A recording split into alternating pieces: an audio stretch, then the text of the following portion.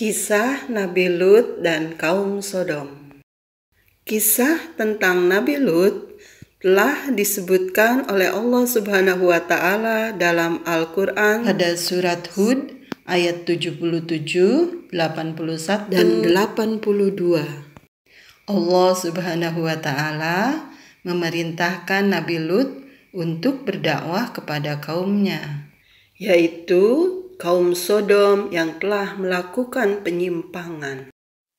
Bahkan dengan berani menantang Nabi Lut untuk memberikan azab dari Allah kepada mereka. Nabi Lut tinggal di sebuah kota yang bernama kota Sodom, dekat dari Baitul Maqdis. Penduduk kaum Sodom banyak yang menyimpang dari ajaran Allah, seperti melakukan perampokan dan penyamunan. Selama berada di kota Sodom, Nabi Lut berdakwah kepada kaumnya.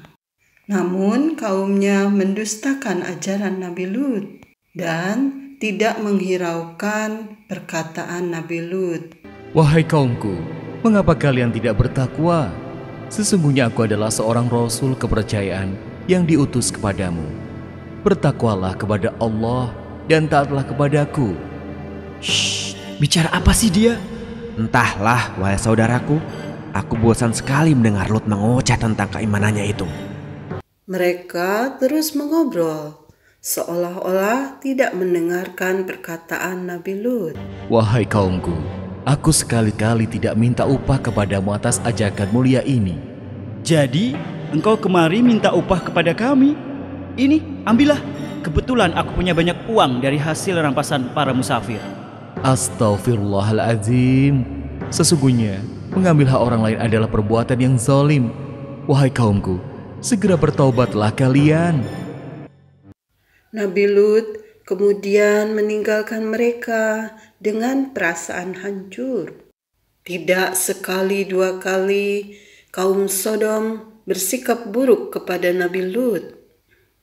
Namun Nabi Lut tidak berputus asa. Nabi Lut terus berdoa kepada Allah Subhanahu wa Ta'ala agar Allah Subhanahu wa Ta'ala menyadarkan kaum Sodom dari penyimpangan yang telah mereka lakukan. Allah Subhanahu wa Ta'ala telah menciptakan manusia secara berpasang-pasangan, berpasangan dengan perempuan atau sebaliknya.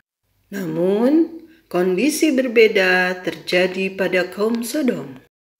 Para laki-laki memilih pasangan dari sesama jenisnya dan meninggalkan istri-istri mereka. Wahai kaumku, mengapa kamu mendatangi sesama lelaki di antara manusia dan kamu tinggalkan istri-istri yang dijadikan oleh Allah untukmu?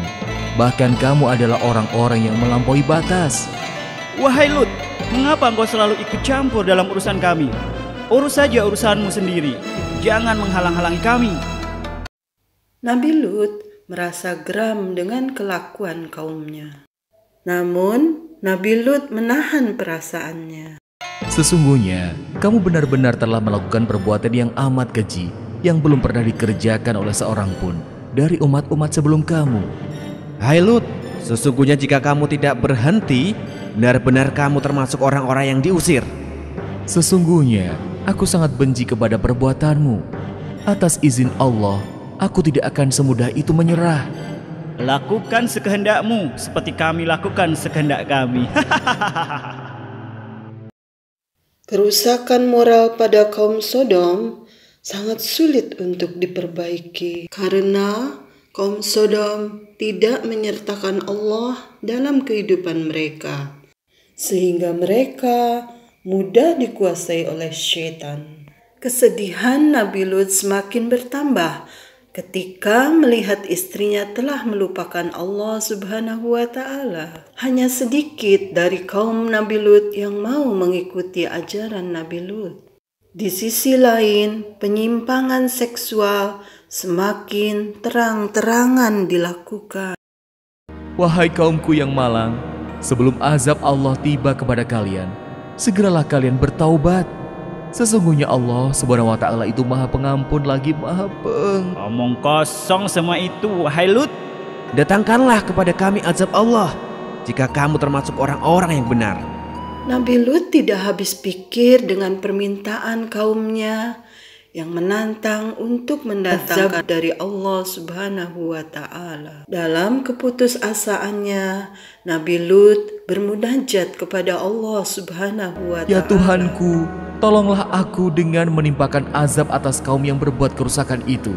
Beberapa hari kemudian, Allah mendatangkan 3 malaikat ke rumah Nabi Lut. Mereka menyamar sebagai laki-laki yang rupawan. Tidak ada yang mengetahui tentang kedatangan tamu Nabi Lut kecuali istrinya yang durhaka. Istri Nabi Lut menceritakan kepada kaum Sodom tentang tamu-tamu dan yang memberitahukan di mana keberadaan mereka.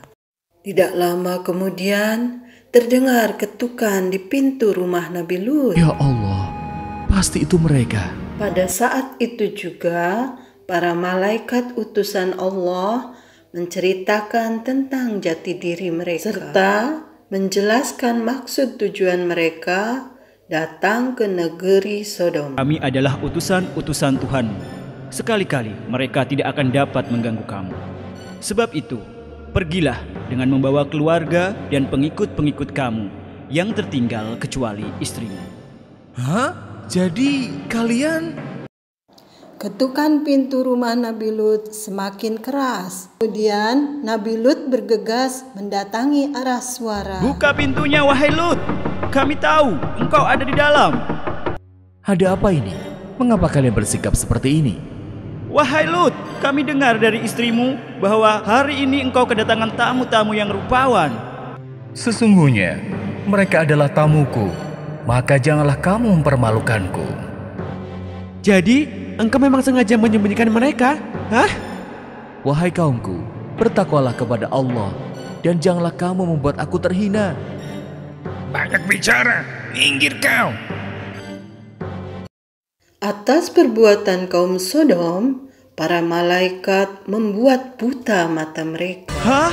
Ada apa dengan mataku ini? Kenapa aku tidak bisa melihat? Oh, tidak. Ini apa yang terjadi? Sepeninggal kaumnya, para malaikat memberi pesan kepada Nabi Lut sebagaimana yang terdapat dalam surat Hud ayat 81. Sesungguhnya mereka akan ditimpa azab yang menimpa mereka. Karena sesungguhnya saat datang azab kepada mereka adalah pada waktu subuh. Bukankah subuh sudah dekat? Pada malam harinya, Nabi Lut dan kaumnya yang beriman meninggalkan kota Sodom. Suara apa ini?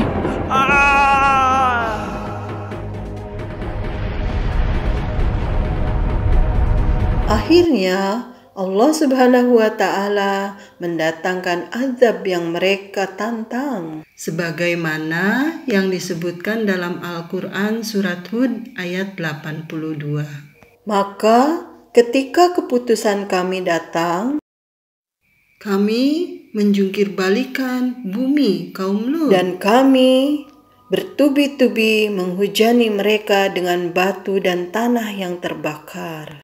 Demikianlah kisah tentang Nabi Lut dan kaum Sodom. Semoga kita semua mendapatkan hikmah dan petunjuk berdasarkan kisah kaum Sodom yang telah ditimpakan azab oleh Allah Subhanahu wa Ta'ala akibat melakukan penyimpangan seksual.